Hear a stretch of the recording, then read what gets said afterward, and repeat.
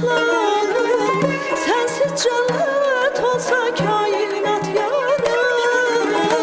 Hiç benim ruhum okşar mı söyle?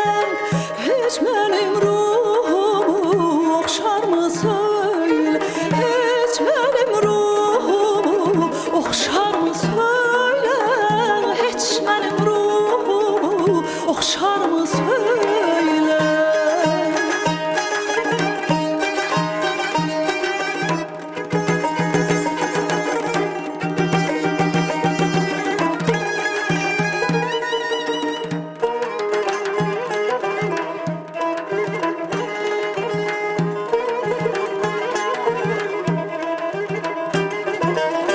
Seninle bağlayıp ben ehdi peyman, dedim kısmetimiz olmasın hicran.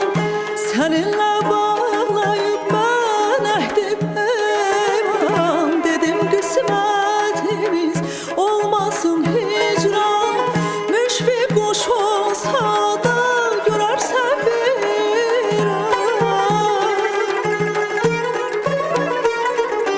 müşfik kuş olsa da görersen bir an. Senden uzaklardan uçar mı söyle? Senden uzaklardan uçar mı söyle?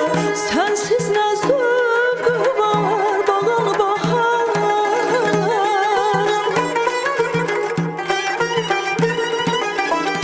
Açan çiçeklerin, uçan kuşlarım. Sensiz cennet olsa kainat yarım.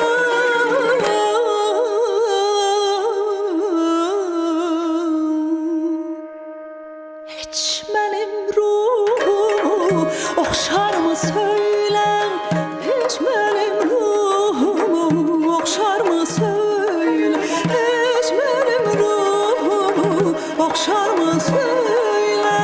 Hiç benim ruhumu okşar mı söyle? Okşar mı söyle?